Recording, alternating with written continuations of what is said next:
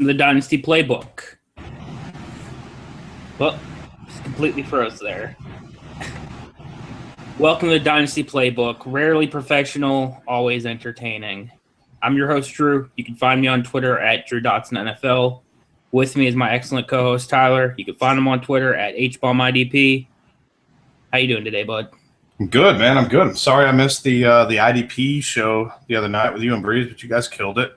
Listen to that today. That was really good. That was really cool. We got to listen to Breeze's neighbors in the background screaming and yelling the whole time. That was pretty sweet.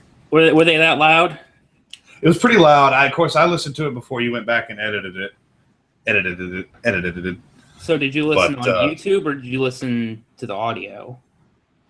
I listened to the audio. Didn't you go back and do some more touch-up today? Not in terms of that. Oh, yeah, they were loud. Yeah. Well, to everybody who listened. It was good stuff. To everybody who had to listen to them hoop and holler, sorry. Maybe next time we'll make sure Bree stays inside. But I'm sure everybody else got to hear me completely just butcher my take on Derek Johnson. That was pitiful. I face palmed. I was like, not DJ. It was. I ended up messaging Breeze when I was in the middle of editing. I'm like, I think I was thinking of Tamba Hali. Tamba Hali, yeah. It's the only one I can think of that's like he's really good. He's been there a long time, but sucks at fantasy. Yeah. I don't know. Either way, it was bad. Like I heavily debated, like maybe I should just cut that out altogether so nobody knows just how stupid I am. Nah, man, we flop it out there. The good takes, the bad takes. What are you gonna do? Yeah, that's pretty much what I came down to. I'm like, I'm not like this just plain expert, so I'll take my licks. But we don't really have a whole lot of time to bullshit this week. We've got a ton of stuff to hit on, so let's start from the top. We've got two prospect breakdowns today. We have an offense and a defensive player. And for the offense, we're going to go with Corey Davis, a wide receiver out of Western Michigan. He's a true senior. He's going to be 22 entering the draft. He's 21 right now. He's 6'2", 205, so he's a little lighter than I would like at that height. But, I mean, 10 pounds will really make the difference there. It's not that far off. But I enjoyed watching him. My biggest complaint, I guess I'm going to start off with my negatives, is I really wish I could see him run a full route tree. We essentially saw him run a lot of go routes, a lot of out routes, and outside of that, almost nothing in the middle, which based on what he does with the ball in his hand, you think they'd try and get him the ball more in the middle of the field where he can make yards after the catch, because he fights for every yard. It is. I mean, that is probably one of my biggest pluses on watching him. In terms of running the routes, I mean, he runs his go routes well. He runs the out routes fairly well. He can work on maybe cutting a little sharper, but it's not, not unfixable by any means. His hands are, I saw really good hands catches, and I saw some where just he completely lacked the hand strength to bring it in on contested ones. His acceleration and his his quickness and top speed are ridiculous, but his first step is meh. Which it's amazing he gains the separation he does with completely lacking a first step like he does. Like I said, he fights for every yard, and a lot of that comes from his footwork. He jukes these defenders out of their shoes sometimes, and it's really impressive. I'm not quite as high on him as some others, but I can see where the hype was for him in this year's draft, and partly it's because there's so many turds in this year's class. But next year, I can't see him having him higher than 4 or 5. I mean, Juju and Dupree are easy lock-ins over him, and even Mike Williams, who Tyler knows I'm not the biggest fan of, I would still take over Davis, I think. And, I mean, that has a lot to do with Mike Williams. Just I know he can run a full route tree, so watching him this year, seeing if he gets used in other ways could help sway my decision. Yeah, I mean, this is a good football player. This is, a guy who's been on a few guys right there. Nick Whalen, especially. Nick Whalen's been banging the drum for Corey Davis for a while. He's smooth. He's very fluid in his movements. I mean, he looks natural. And I like that. When a guy looks natural, it's because he is natural. He's not thinking. He's not, counting his steps before he makes his breaks. He's just out there playing football. And you mentioned his explosion. He gets to top gear fast. Like, he can catch a little 5-yard curl, and if the defender's not on him immediately, he can slip it, and he can go to the house. So just a really nice player. Great body control, good high point ability.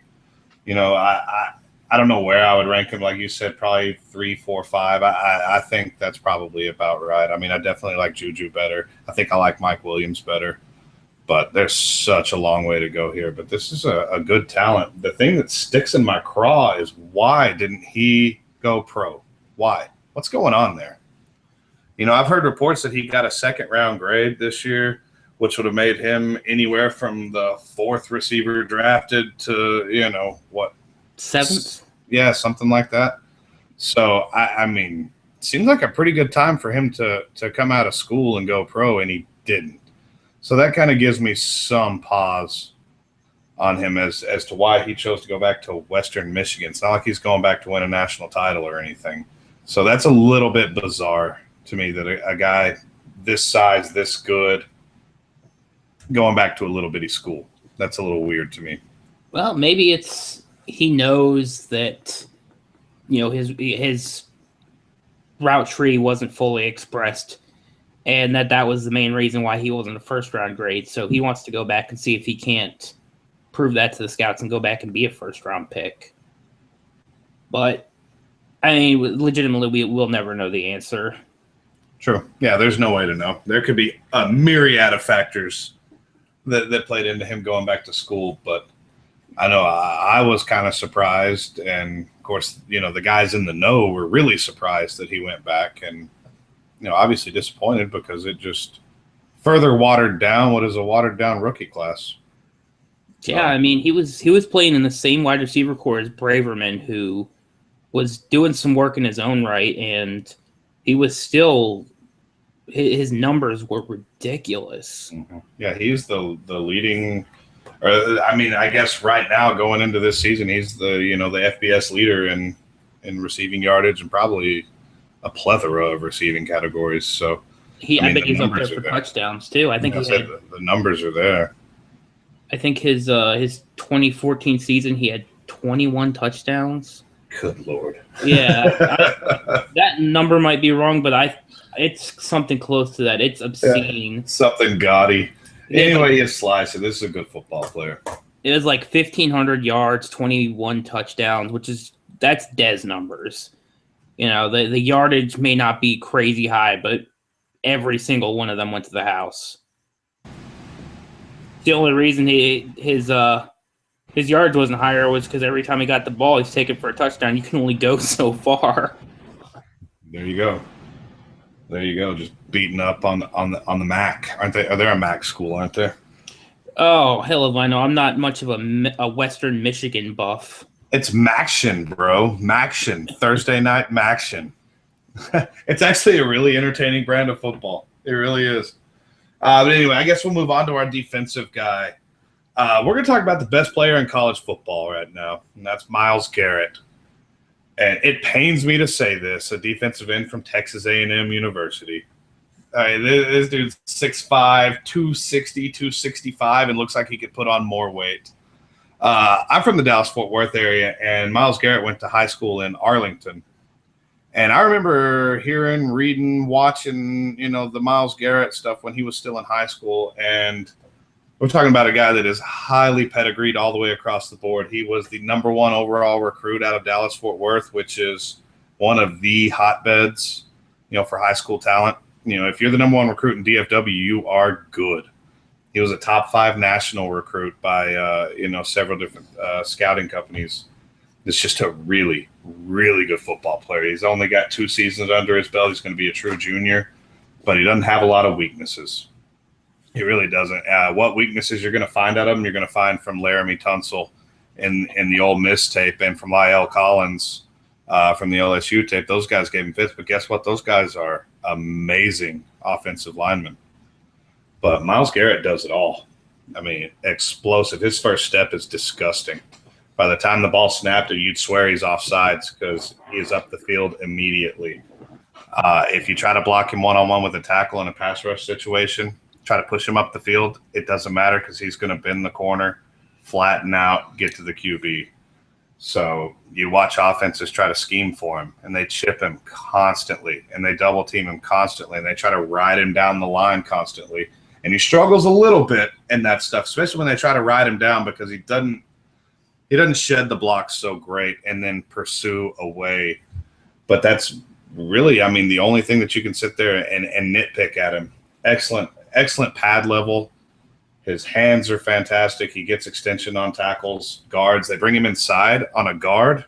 He's going to destroy a guard inside. I mean, he'll just straight up bully him, just push him right into the backfield. So I don't think it's hyperbole when I say he's the best player in college football. He's the best one I watched last year. He's the best one coming in this year. This is a supreme talent. This is a Jadeveon Clowney, Julius Peppers type talent that's coming out. And the thing that worries me most and is going to give me the most pause is if he goes for 3-4, it's an outside linebacker, at least in the early going, because of the way he can move. He would be amazing in that role, just rushing wide. So we're going to hope and pray that he goes to a 4-3, and I wouldn't be surprised if this time next year he's 280, 285 pounds because sky is the limit for this dude. Absolutely. I mean, the craziest thing about all of this to me is he's 20 years old. He's still a kid. I mean, there's plenty of time for him to put on weight, and he hasn't even been playing college football long enough to have developed, all of this technique and everything. So much of this is just raw talent. And I'm not disagreeing with you at all that he is the best player in college football, especially on the defensive side of the ball. It's not even close for second place. And in terms of, you talk about Jadeveon Clowney, Julius Peppers level talent, watching them both in college, I'd take him over Clowney in a heartbeat. I get more of a sense that he's all in on every play. And to me, one of the biggest pluses of him is he doesn't just win with speed. He doesn't just win with power. He alternates. The O-line never knows what's coming at him, so they can never properly set up for it. You brought up his first step. His reaction time to the snap is amazing. He's just like I watched A&M play a few SEC games last year, and he sticks out. But I'm going to be studying him this year. I'm going to be watching him with some intent, and I didn't even have to watch that long for my eyes to just go. Mm-hmm. He's so fucking good on every snap. Yeah, there are players that every now and then come along when you're watching live games or when you're trying to watch tape on somebody else that you go, who is that? Who's that guy? I want to know who that guy is.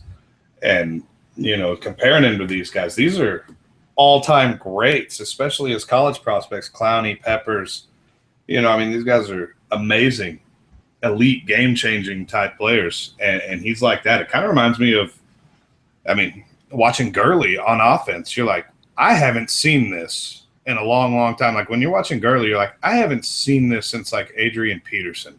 I haven't seen a guy just tear people up and look like a man amongst boys in so long. And Garrett's very, very similar to that for me. You see, you say Gurley. The first one that comes to mind for a guy like that is Lattimore.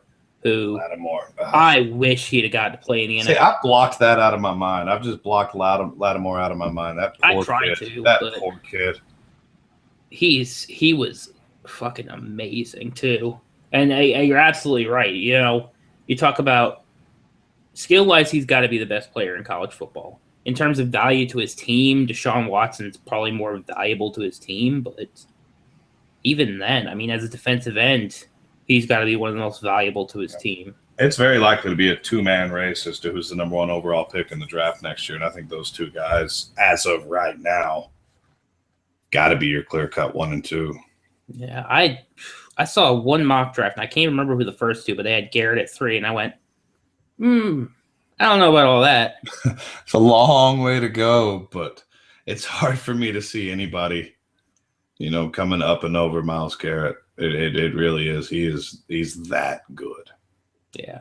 And I mean, you brought up Collins, and you brought up Tunsil as guys that gave him trouble as a 19-year-old, or against Collins, he would have been 18 as a true freshman. True freshman. A true freshman against Collins, yeah. And Collins gave him trouble. If Collins hadn't been, hadn't had the trouble with, being accused of being like a murderer when he didn't do anything, he'd have been a high first-round pick. Tunsil was supposed to be he was probably the most talented player in this year's draft. And, again, shenanigans cost him his draft capital. But these guys are elite talent level guys. So even if he struggles against them, it's not like it's some condemnation on him. Because, I mean, especially against Collins, he was 18. Mm-hmm. Yeah. He was a churn. And yeah, I mean, you go watch what Tunsil gives him trouble, but they gave Tunsil a shitload of help too. And they schemed around Myles Garrett in that game. You can watch it. Ole Miss runs that read option a lot, and that gives everybody trouble, especially edge guys. But okay, watch him go struggle a little bit versus Tunsil, and then go watch him play Nevada and Joe Schmo at left tackle, and just watch him eat this guy's sack lunch for 4 quarters. Dude, I watched him against Michigan State, who was highly ranked last year, and he was still just going to town. Mm-hmm. Just having his way. Or not Michigan State. That was Corey Davis. I got 2 pages. I think the other draft breakdown tape, I haven't watched it in a few weeks. I think it was Arizona State. Arizona State and it was Arizona State. So ignore that thing I just said. Where I tend to ignore a lot of what you say anyways. About a higher ranked school, but I mean Arizona State hasn't been bad lately anyways. No, I mean he's playing against a D1 level tackle. So yeah. But I guess we're just gushing over Myles Garrett, which I'm gushing over an Aggie. This is gross. It's so hard not to. You're not alone. I mean, I hate the Aggies just as much as you do. They're in here tainting our SEC. I don't like it. But you brought up the Ole Miss read option, and this is completely off topic, but we're still going to kind of talking about prospects. If you like Chad Kelly and you think he's going to do things in the NFL, you are wrong. You're incorrect. You need to reevaluate your life. And Tony, this is for you. Chad Kelly. I can't think of words right now because he makes me so angry. But like the only highly touted college quarterback who I probably hate more than Chad Kelly in terms of being overrated is fucking Dak Prescott. Nah, man, it's Baker Mayfield, dude. Well, Baker Mayfield needs a pile driver, man. That's more in your backyard. These guys are in my backyard. They're everywhere. You can't turn on the radio without hearing, "And Dak Prescott, Heisman Trophy." Why? He's big. All right, we got a ton of questions. We got to get cracking here. Probably. All right, so we got a question off the sub. Actually, it is a series of questions from the same user, but these are good questions. I like this, so I pulled it up to the very top to make sure we covered it all. It comes from user Naked Avenger on the subreddit, which is a really cool username. First part, Dynasty Futures of Devin Smith, Sharon Peake, and Chris Conley. That's a good one. Conley's a good get. I mean, I think I've drafted Conley in every single startup I've done this year. And I mean, I think I'm getting him in the wide receiver 50 or 60 range, which is pretty damn good because you're getting a little second-year discount on him. I bet he was going higher than that last year when the rookie hype was still in effect.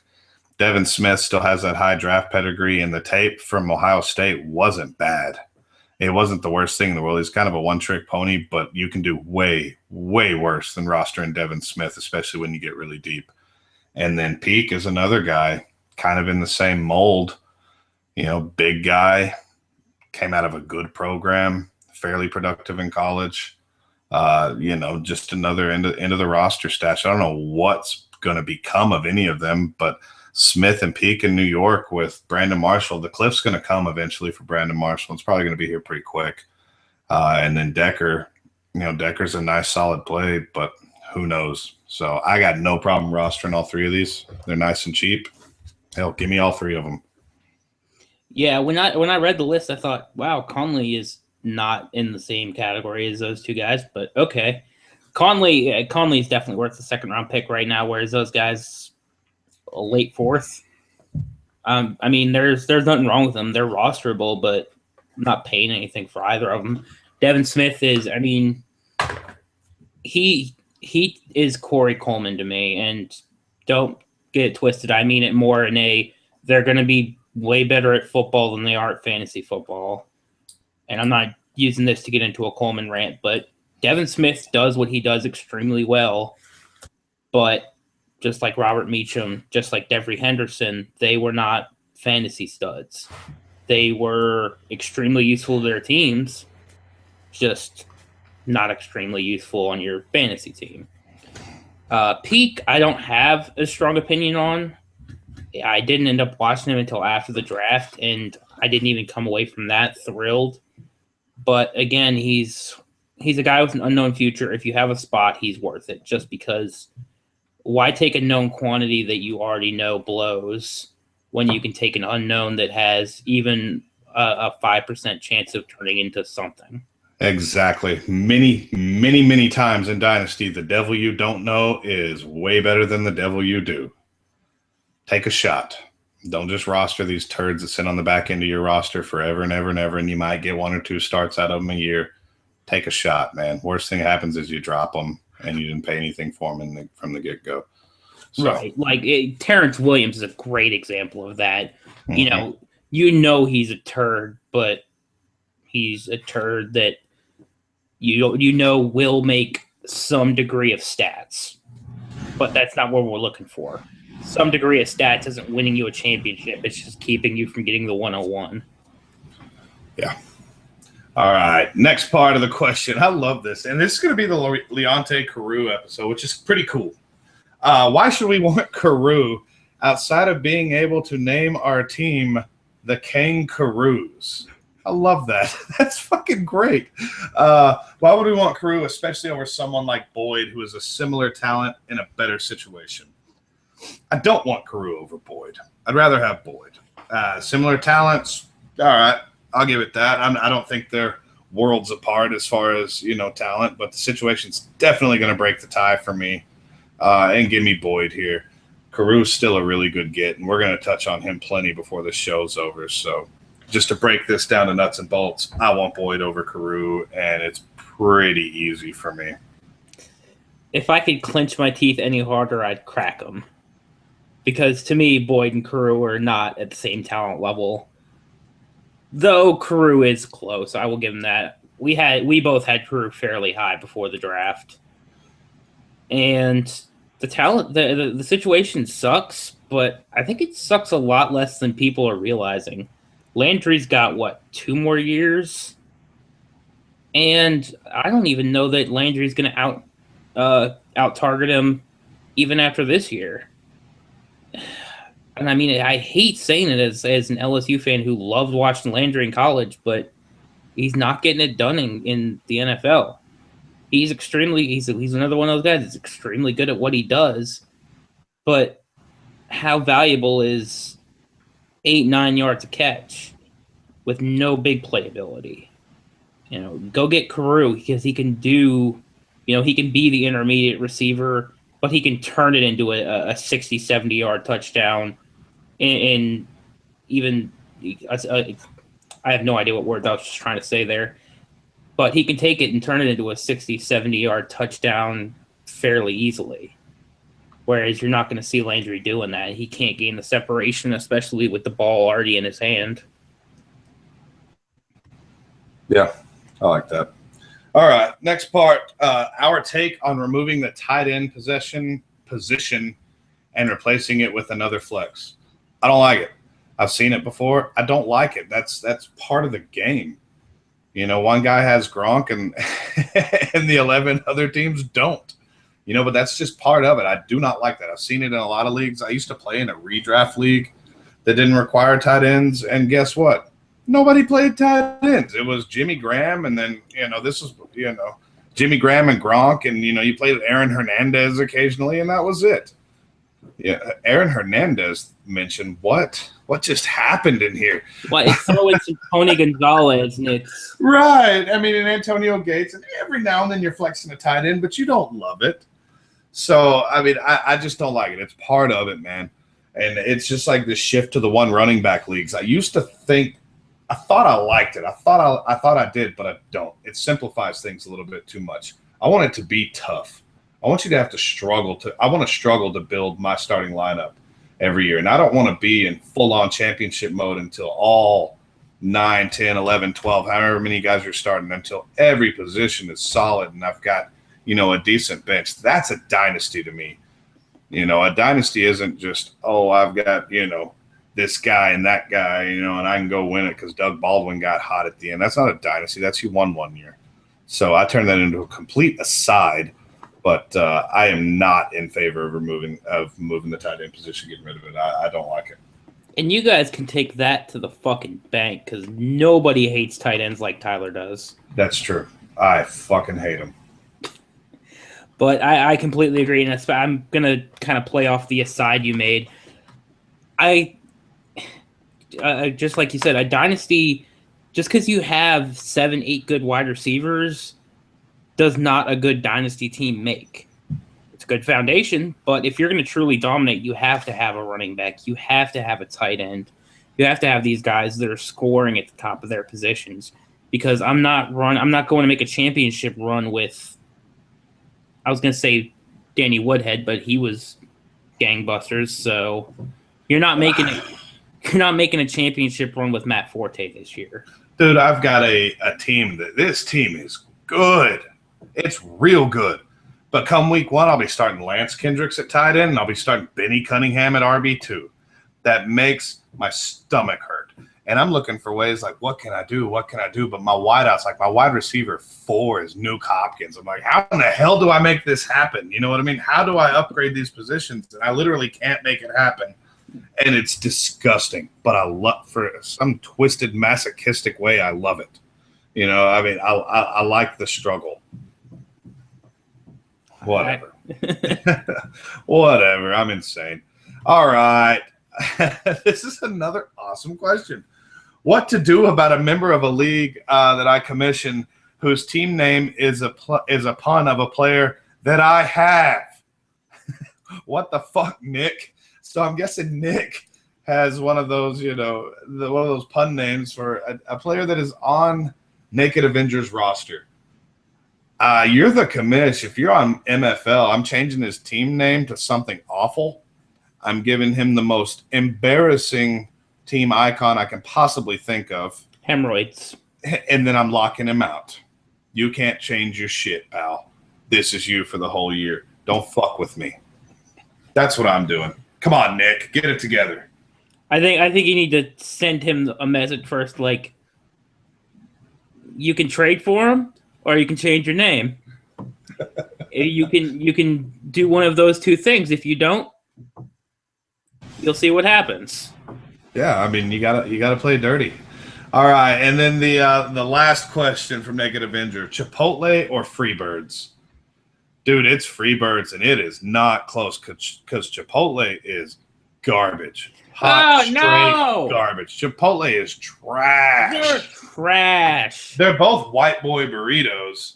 I mean, don't get me wrong, but Freebirds is on a totally different level than Chipotle. Well, I don't know what a Freebirds is. So, to me, Freebirds is a song by Leonard Skinner. Life's too short for that. But we are not about to do terrible Tyler music tapes. It is. Yeah, Freebird, dude, it's a bad song. You are a bad song. But, I mean, Freebirds I can't talk to you. They're basically in the same mold, only one is good and one is Chipotle. Period. I hate you so much right now. You really like Freebird? Yes. What is wrong with you? Oh, I don't know. I guess I like good music, but I think like we've already 38 established. minutes long. Yeah, and when I'm in the car, I'm not doing anything else for 38 minutes. Nah, man, life's too short to listen to Freebird, dude. You should know this. I fucking hate you so much. Every concert ever, play Freebird. I'm sure there's bleach under your sink you could drink. It's so bad. I hate you so much. Oh, I guess we're going to have to do this next question quickly so we can come back together and be friends again. And our next one comes from @BigFatBob. What is your favorite Cheesecake Factory cheesecake? Oh, I'm kind of boring, but I like original cheesecake. Nothing on it? No cherry, no strawberry, nothing? Dude, I don't do cherries. The texture of them's weird. I don't like it. I like strawberry. I will eat any type of cheesecake, but I'm happy with just plain normal cheesecake. But they do have some that, depending on the day, I'll easily take over regular. They got a killer Oreo cheesecake, and they have a really good Reese's cheesecake as well. And I don't want to say they're too rich because we nailed freaking Sticky to the cross for that shit. They're too decadent. I'm not saying that, but sometimes I want something a little lighter. See, I got no problem with a regular cheesecake, but not there. Now, if you like the regular, my wife's favorite is the vanilla bean cheesecake. It's going to be very similar to the original, but it's got like a vanilla icing on top. Fantastic. My go-to is the key lime. It is so good. It's tart, and it has the vanilla crust. I'm getting the key lime 8 out of 10 times, and then I'm going to go like blueberry or something every now and then. But key lime's where it's at. See, and that's where you and I completely differ. I am not a big key lime guy, and there's nothing wrong with it, but it doesn't do it for me, I guess. I can see how that doesn't appeal to. I would imagine there's a large percentage of people that wouldn't like key lime. I love it. How do you feel about lemon meringue? I don't like meringue. Meringue is weird for me. I don't really do the meringue, but I'll take the meringue off like a lemon cream pie and I'll kill it. See, that explains a lot. It's kind of that same type of flavor profile where they're very similar and they both don't do it for me.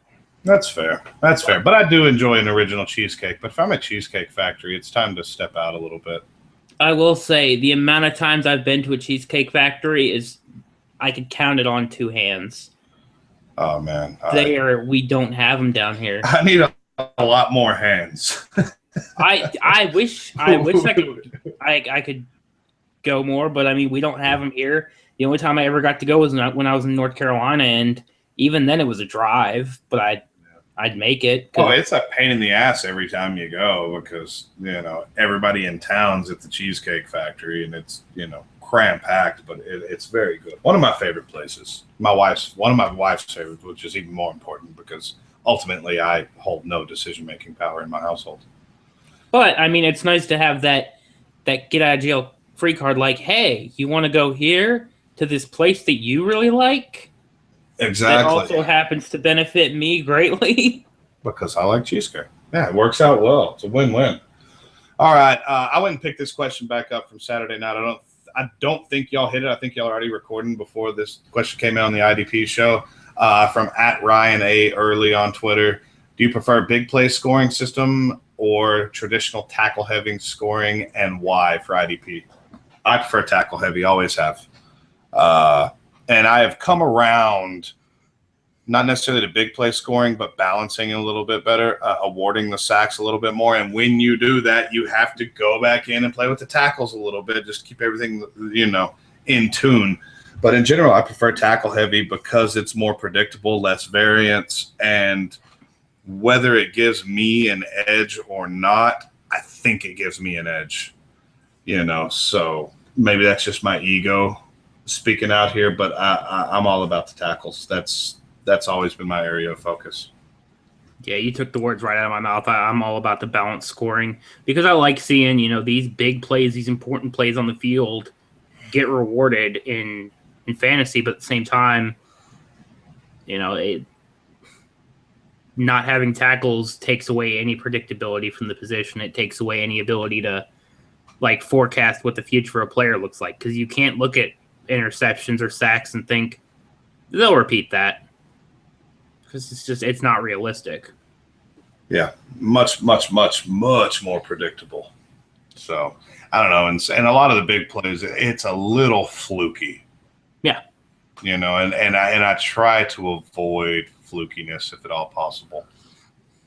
Our next question comes from @EmpireFFL. I think that's an L. That's probably an L.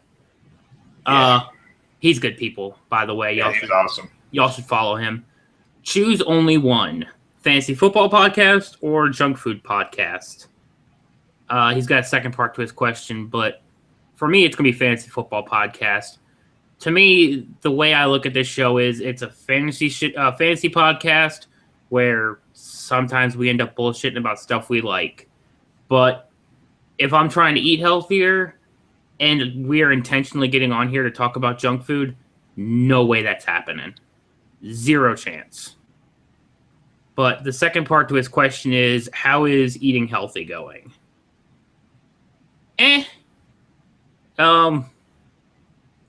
I get stressed out and my response is drink more soda. But I've cut out some more of the sweets. I'm not eating them quite as often. I've been drinking more water. But it's not really a lot of results yet. But I know Tyler's gotten some killer results so far. It's touch and go for me. It's touch and go. Yeah. Overall, I've done a really good job because I've just kept the crap out of the house. You know what I mean? Little Debbie's not invited in my house anymore. So I'm doing okay. The weight loss is coming. It started off really nice. You know what I mean? I drop 8 or 10 pounds real quick, and then I just kind of level off. But nose of the grindstone. Big ups to our buddy Big Fat Bob, who's been a huge help. And I know Bob himself has lost a ton of weight, and badass for him. So he's kind of given us some pointers here and there along the line. But I am fucking sick of yogurt and granola. Holy shit, I am sick of it. Breakfast and lunch for me every day is yogurt and granola. I'm telling you, man, you got to go get the green bag of Nature's Valley cinnamon granola, take a rubber mallet to the bag and just break them up into like a powder. It mixes in way better. It's not crunchy. It tastes way better. And it's not adding like a bunch of sugar or anything to it. It's still mostly granola. Protein. Have I told you about the Woats? Have we discussed the Woats? I don't know what a Woats is. It's funny because we got the goat and the Woat. The goat is the greatest of all time, and the Woat is the worst of all time. Well, there is a brand of granola here that is called Woats, and this shit is amazing. It's like soft, and they have like little bits of strawberry in there. This shit is fantastic, and as good as it is, I am still sick to death of it. But I'm holding strong, man. I'm down. I'm having 1 or 2 Cokes a day, drinking gallons of water, mostly because I don't want to die of dehydration because it is 1,000,000 degrees outside. Kind of have to. Yeah. Fucking water. A symptom of living in the South is if you work outside all day, when you get home, you have a gallon of water in your underpants. Yeah, pretty much. Yeah. Yeah. It's not fun. Oh, wet draws. I'm serious, dude. I get to work 7:15 in the morning. By 7:45, I feel like I jumped in a swimming pool with my clothes on. Yep. I was already talking to you about it, but I was working on the truck overnight, and it was 1 o'clock in the morning. It was 80 degrees outside, and it was 82% humidity. Ugh. It was just everything just felt sticky. It's so gross. I'm sweating at 1 in the morning enough to where I'm laying on the ground and I'm just got sand and dirt stuck to me, and I hate my life. It's like I want to die. All right, let's go on. From Twitter @JG Horak. I hope I'm saying that right. I'm probably not. All right. Wants us to try to make some sense of some muddy wide receiver situations.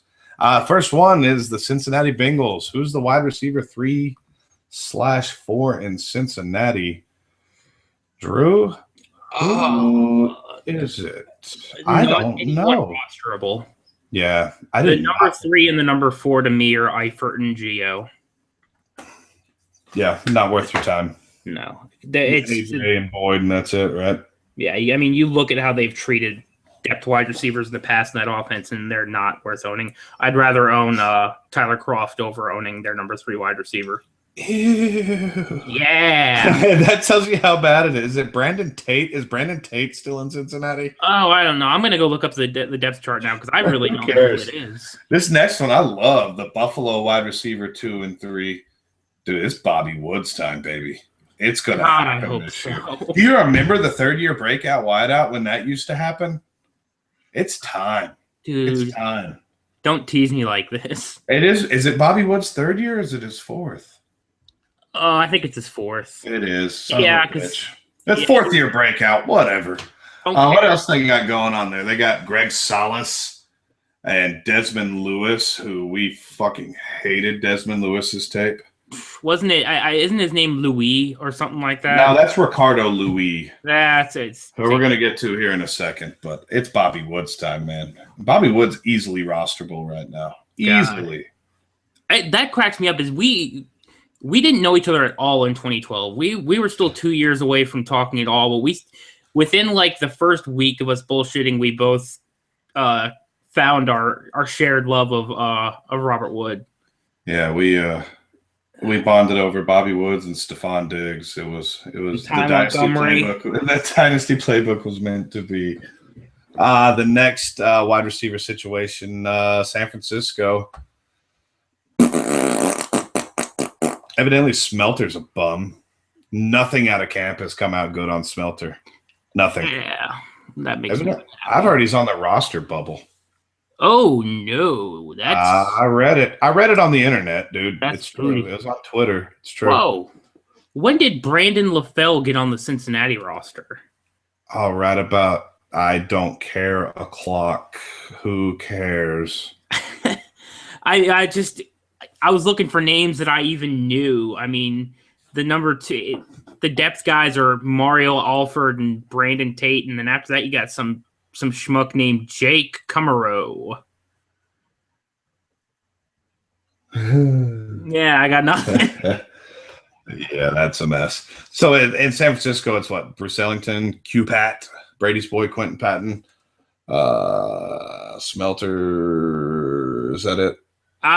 I'm going to give Smelter more time to come back from this injury before I throw away the book, but I'm more. No, I mean, he's clearly in Dynasty. He's the guy you want for sure, but it's so weird. Based on Twitter, everybody seems to think it's Torrey Smith, which I'm not making that mistake again. No, Torrey Smith is the de facto 1. We're just automatically plugging him into the 1 spot. And it's true. It is. I mean, he is the number 1. He just happens to be a number shitty. 2. He just happens to suck. But whatever. Cleveland 1 through 4. Number 1's Corey Coleman. That's easy. That's a slam dunk. And then 2 through 4, where you got Higgins, you got Andrew Hawkins, Peyton, Jordan Payton, Ricardo Louis. Who is that little kid from Abilene Christian? Taylor Gabriel. There's like 100 guys, but they spent like 4 or 5 draft picks on wide receiver and didn't draft a single good one. I don't know. I like the Louis kid. I really think Louis is the one that I want there. Higgins obviously is going to be the one that's ready to play fastest. I like Higgins. Yeah, I do too. I like despite Higgins his numbers. I like Higgins just fine, but I said when we're talking price point, Louis is the one that jumps out at me. So, but I think Higgins will be the one with. He's easily the safest bet of those guys after Corey Coleman. And he's probably the safest bet to produce early and get on the field early, just because he's a pretty polished receiver. Yeah. He's the safest bet to return on investment quickly, and it's like you said, it's a safer bet for him to do it as well. He also wants to know Green Bay wide receiver 3 and 4, and. I mean, I've been accused in the past of not being able to let go of my evals, but Adams is still the 3 in my opinion. Last season he didn't have a good year. Oh well. I mean, neither did Randall Cobb. He was bad, dude. Yeah. Now, I'm not trying to rain on the parade because he's the guy that I I just did a startup, and we're deep. You know what I mean? We're deep. And I'm like, I could take Adams, or I could take shithead Janice, or I could take Ty Montgomery. I took Adams, and then a round later Janice goes, and then a few rounds later I take Ty Montgomery. So I say shithead Janice. I don't want it. I don't get it. But Adams, for me, why not take a shot on Devontae Adams right now? You can get him at like wide receiver 60. Why not? I mean, he wasn't a second-round pick for no reason. That's what I'm saying. I mean, he could completely wash out and be completely void of value a year from now, and it still doesn't matter because whatever you're paying for him right now is nothing compared to what the upside still could be. I'm starting to see a lot of parallels between how I treated Devontae Adams and how I treated Aaron Dobson, where they showed some really nice things their rookie year, and then they disappointed, and I'm reacting better with Adams than I did with Dobson. I'm making more appropriate movements, though I'm still going to be higher on him than most. I'm not going to overpay for him like I did with Dobson. And I'm still not even off the Dobson train, but people don't realize he's getting hype right now in camp because Edelman and Amendola aren't around. Like, I'm not jumping out of my pants right now, getting all excited. Yeah, but you see that blur with some positive news, you got to be like, all right, okay. You don't hate seeing it. I mean, I put the noose back in the closet, but yeah. I'm not going outside with sunshine in my eyes thinking, everything's going to be all right. For as much shade as I've thrown at Jeff Janis, I have him on a ton of rosters. But that's because we got him in 2014 when, the real hype hadn't started yet. And I just haven't ever dropped him. And then the hype, something about the hype on Jeff Janis makes me want to puke a little. I think it's because a lot of the people that hype Jeff Janis make me want to puke. Well, they don't watch football.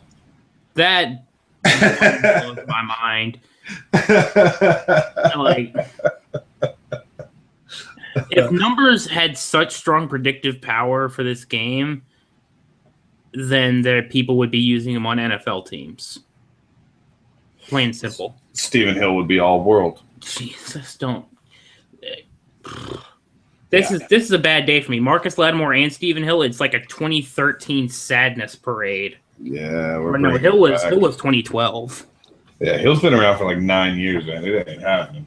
he's getting blurbs last offseason.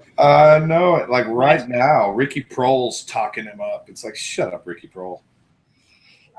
Whatever. But in terms of the Green Bay 4, I might be one of the few, but I'm taking Ty Montgomery over Jeff Janis. They didn't spend nothing on Montgomery. He was what, a third-round pick last year? I think that's right. Higher than we thought he was going to be. That's for sure. Yep. I see a lot of success in his future, and he's going to get on the field regardless of whether he's, in the starting 3 or 4, anyways, because he's going to be returning. Yeah, I like Montgomery. He's going to stay on the roster. He's going to get as many chances to succeed as he can, and it's the same reason Cordarrelle Patterson's still on a fucking roster.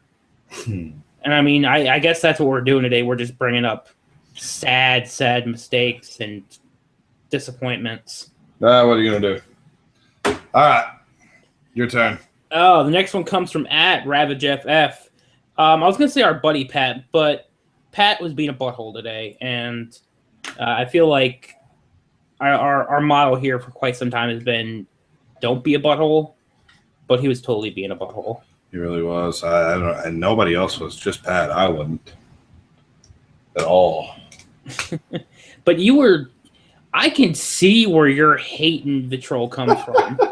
Like, part of what I was saying flew directly in the face of logic and reason, whereas Pat's just poo-pooing shit that makes sense. Like, I was backing up my argument against Pat with facts and logic, where my argument against you is, fuck you, I do what I want. Which is not a strong platform for debate. It's not the worst. I mean, that's why I keep using it, but not the best. But his question is, how does Carew see targets over the next 3 years if Parker is good, Landry is a thing, and Tanny is Tanny? And this is part of where our argument comes from, is he just hates Ryan Tannehill with a passion, and he's stupid.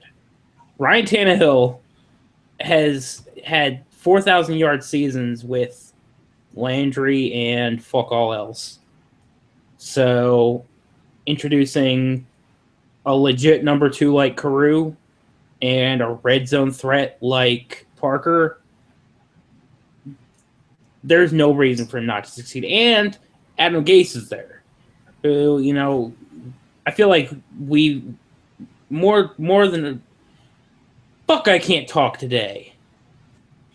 I feel like the two of us kind of underreact to coaching changes compared to the general public, but Gase has to count for something. But I mean, I think we said the same thing about Bill Lazor too. Mm-hmm. So I'm being a little apprehensive. But I can easily see Carew getting targets over Landry. I mean, I said it earlier. It's just, if Carew develops quick enough, it's easily going to happen. But if Tannehill can't get a rapport with him, then Landry's still going to get the targets. So it's kind of a guessing game for what's actually going to happen. I said before, I love that Carew went to this muddy situation because I think the secondary buy window is going to be fantastic on Carew because Landry is going to get his this year. If Parker's healthy and gets over this foot crap, he's going to get his this year. So at best, Carew's going to be working as the third wide receiver, possibly even the fourth or fifth option in the passing game. So he's not going to get a lot of action. So I like it a lot. And Drew and I have always preached talent rises to the top, and Carew is talented as all hell. I mean, the dude can play. You know, go look at his market share. You know, his college market share numbers are nuts. You know, we're not big metrics guys, but Carew looks really, really good on paper. Really good. He looks really good on tape, too. I remember I remember us doing the breakdown before last year's season, and I was over the moon for this guy. And everybody started to cool on him because, you know, he's getting suspended and kicked off the team, and then it finds out the coach is just a peckerhead and Carew didn't actually do anything. Well, his 15 tape is way better than his 14 tape, and his 14 tape was pretty good. I mean, this dude improved a ton as far as being a wide receiver. I mean, obviously he didn't improve as an athlete. His hands didn't get any better, but he did so much more on the field, you know, because basically his 14 tape was run a 10-yard curl, stick it, make the grab, you know, running a straight line. That's all he did was running straight lines. But he's improved immensely. So, I mean, there's easily a scenario where, hell, I mean, he could be more valuable than Parker and Landry 2 years from now. You know, I don't think it's likely, but it's certainly plausible. So I like it. And to get to the Tannehill thing, Tannehill scares the absolute shit out of me. And you know why? Because I drafted him too highly last year on 2 startup teams that are good. Championship cat. One of them won the title somehow, despite dragging his monkey ass around. And then the other team's really good, and I've got to roll into the season with Ryan Tannehill as my starting quarterback, and that scares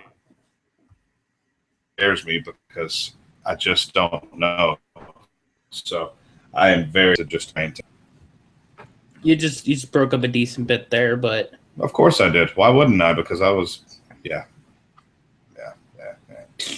I mean, I really think you're overreacting to how bad he was last year. He still had 4,200 yards. The only reason his numbers didn't look as good is because he had 24 touchdowns.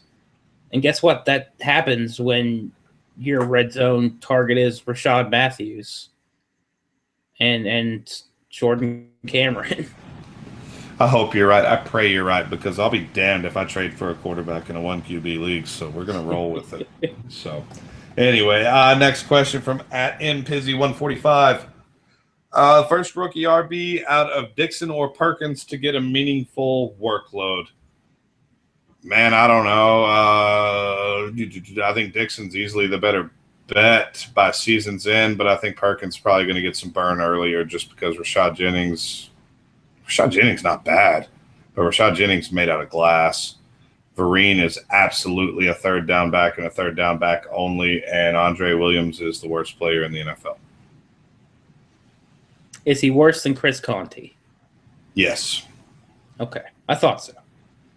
But I figured that was a good litmus test. That it really is, yeah. Conte's so bad. I can't. Breeze and I talked about it on the IDP show. How is he still starting anywhere?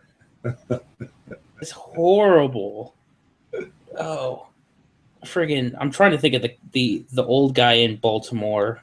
Forsett is the reason why I think Perkins is the better buy in the short term, because Forsett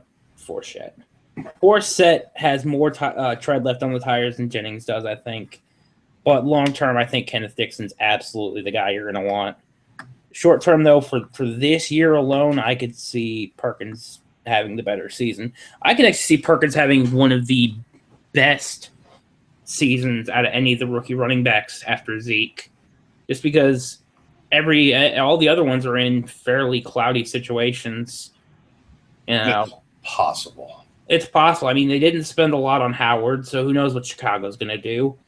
Tennessee, pays up for Derrick Henry, but they trade for friggin' DeMarco Murray, who is, despite as much as we hate on him, he's still not bad. And then Procise has got Thomas Rawls behind him, who some people tell me he's actually pretty good. And then we have Alex Collins behind him too. I drafted Alex Collins in that startup I just did. They're like RB 9,000. I was like, fuck it.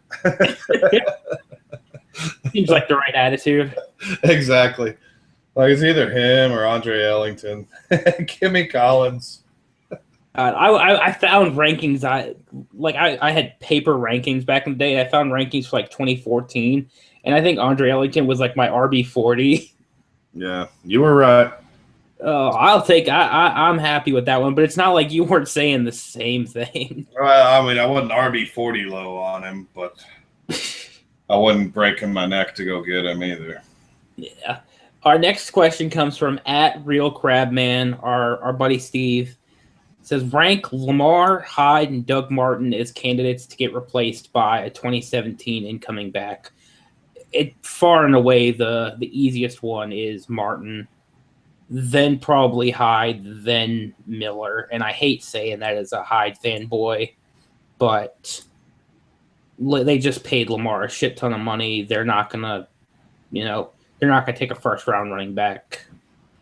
But if Hyde has a good season, then there's no reason for them to draft a replacement for him either. But Doug Martin could easily be a fluke last year, or they could let him go. Well, and Doug Martin is no spring chicken, What is he? He's got to be 27 years old. 26, 27, something like that. He would have been the 2012 class, so 4 years on top of that. I mean, how much guy? I mean, this is a running back position. You got to start looking at that age when they get there. Oh yeah. So, and then Hyde will be coming into his fourth year, right? Fifth year, no, fourth year. Hyde will be going into his third year. Whatever. Either way, any way you slice it, I think you got it right. I don't see any way Lamar's not the workhorse in Houston for at least the 16 and 17 seasons. So, yeah. Yeah, and then Houston will just draft Darius Geis in 2018. There you go. That made me pretty excited. I like the Texans. I'd like to see him go do party stuff. I do like the Texans. I do. Always have. Anyway, last question from @BreezeIDP, the squirrel. Is Carew more valuable to me as a Parker owner? If so, where do I need to get in the first to ensure getting Leonte Carew? Is he more valuable as a Parker owner? I don't know. It's kind of a handcuff kind of thing. It's not really going to enter my decision-making at all. At all. If I have Parker and I get Carew, cool. If I don't and I get him, cool, whatever. Where do you have to get to ensure you get him? I think you have to. 108 is the earliest I've seen him go. I think that's where if you say I've got to have Leonte Carew, 108 is where you need to get to. But more than likely, you're going to be able to get him in the 110 to 202-ish range, somewhere in that, 10 to 15 overall.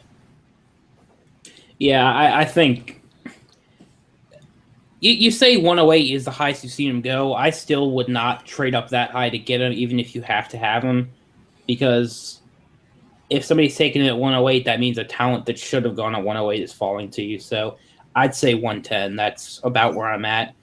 And as a Parker owner, I would be more inclined to draft Carew if I was not a Parker owner. But I'd mainly just be looking at it as a tiebreaker more than anything. It's not important enough to where it's going to greatly influence my decision, because it's not like the guys that you can draft after Carew are good. It's a huge drop off after Carew. Now I know. Yeah, Carew is exactly where it shatters. Mm-hmm.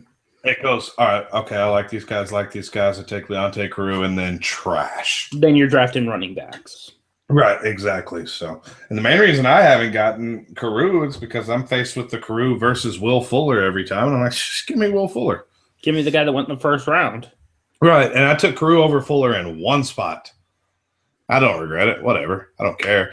But the whole deal has been, if I'm sitting at, 110, 111, 112, and somebody takes – I'm not going to break my neck to go get Carew, because if they're taking Carew, that means I'm getting Fuller. And I've been pretty cool with that. Yep. There was something I wanted to do for this show, but I forgot to bring it up beforehand. Going for next week, for our next show, I want us to kind of go through our drafts, go through our rosters, and see who we ended up with the most shares of out of like second-round picks, third-round picks. Who are these guys that we just pushed our chips all in on, regardless of what they actually cost? I think that'd be an interesting exercise. Yeah, I do need to get down there and break it in, because we are in so many leagues. I really need to see exactly what happened. I'm pretty sure I have about 17 shares of Will Fuller and about 15 of Kenyon Drake. I think. I am way more diversified in this class than I've ever been. Like, even Boyd and Doxson. Well, Doxson, he went too early to diversify on him, but Boyd, even when he can go anywhere between 104 and 112, I still didn't get that many shares of him. And that's part of the reason I wanted to skip the first round, was because, it's kind of guys we've already talked about ad nauseum. Where is, I get into the second round, and that's when I'm probably at my most owned player, and that's Paul Perkins, who I was never that high on. He was like my RB6. And I'm just, every time I'm in this draft, I'll be in like the middle of the second or the end of the second, and I'm like, oh, I guess I'm taking Perkins again. Oh, well. Now, that's a good talking point, because I'm sitting here thinking, we'll save it for next week. Yeah. So I like that. But, that is the end of our questions. We did not go on forever and ever, but we did actually have a couple of questions come in while we were recording. Never mind. It's just Bruce talking about Uncrustable PB&Js.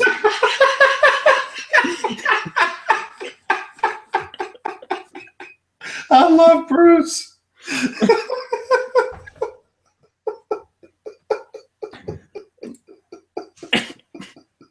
I'm dying. I wasn't expecting that. That's so good. Apparently, he eats them frozen. What is wrong with him? I don't know. He is who I aspire to be when I grow up. Bruce is one of my favorite people on earth, man. He is the worst person to do an auction draft with. He is so awful in an auction. I hate him. But he's one of those guys, there's the basic white girl like me about, they take pictures of their food and everything. Well, Bruce does that with us, but he sends us like Kraft mac and cheese with ketchup on it. That's who I want to be when I grow up. Bruce has got it all put together, man. We're all just striving to be like Bruce. Oh, I'm dying. Never mind. It's just Bruce. So good. But we did have to omit a couple questions this week because we just had so much. We'll pick them up next week. I got them on. I've already got them saved and ready to go. So we really appreciate the questions. Appreciate the coach hosting us on site, ffcouchcoach.com, with our partner podcast, the Happy Hour Pod and the Red Zone, the Dynasty Red Zone Pod. Those guys are awesome. So before we close up tonight, I wanted to share with everybody something that happened this last week or so. Apparently, I think it was the Red Zone. One of the hosts decided to badmouth Patriots fans, which whatever, do what you do. But some guy got all up in his feelings about it and swore off their podcast, swore off the Happy Hour, swore off us and Coach, because apparently we're all owned by the same conglomerate. We are in cahoots. Cahoot, that's a good word. We're in cahoots, and all of our opinions expressed reflect completely upon ffcouchcoach.com. And he endorses everything we say and makes sure that he gets first editing rights before we release the podcast, when in all actuality, Coach doesn't give a shit. Sometimes Coach will be like, "Oh, yeah, he just supports us." I didn't realize y'all put out one 3 days ago. I guess I'll go pump that up now. Yeah. So, I mean, that's how that relationship works. I mean, it's not like we work for him. It's like a symbiotic relationship, you know? Yeah, we kind of talk here and there. And, yeah, there are buddies and this and that. But, you know, whatever. That was hilarious. And then the poor guy, we GIF warred him to death, as we are one to do. It's like, get us all stirred up on Twitter at the same time, and you tried to buffalo the wrong herd, Slick. You know what I mean? It's the goofiest bunch of guys you'll ever meet. Oh, what did he keep saying? What are his credentials or something? It's bona fide. It's bona fide. He's probably listening to us, and I feel kind of bad, but not really. I don't. He was an asshole. He blocked me. Blocked on Twitter because somebody had a bad opinion on the Patriots. Oh, I don't get blocked often, but when I do, it's for the silliest shit. Oh, man. Too good. Too good. Well, guys, we really appreciate you listening and contributing, like Tyler was saying. You know, if you like what we do here and you've got iTunes, or even if you don't have iTunes, you can download it. Why not? Just give us a rating, give us a review, help us kind of gain a little more traction on the iTunes, so we can get some more people listening. I'd like to have more people listen and get in on our shenanigans. I think it's fun. I think we need to take the Dynasty community down a couple pegs. I think we're all starting to take ourselves a little too seriously. So, guys, again, we really appreciate you listening. But I think that's going to be the night for us. You got any last parting shots for us, bud? No, man. I'm good. Good to be back. Absolutely. We need to – hopefully we can start getting a more consistent schedule, but probably not till the end of the summer. It's tough for me, man. I work a lot. Yeah. A lot. I'm real tired and generally grumpy. Yeah. I think we're going to start doing more guest episodes like we did with Breeze for the IDP show, just to keep us on a more regular schedule, but don't take this as us throwing you under the bus, because it's not a real playbook show without grumpy ass Tyler. But that's going to be it for us. We're calling it a night. This has been the Dynasty Playbook. I've been your host, Drew. You can find me on Twitter at Drew Dotson NFL. With me has been my co-host, as always, Tyler. You can find him on Twitter at HBOMIDP. Thanks for joining us. We'll see you again next week.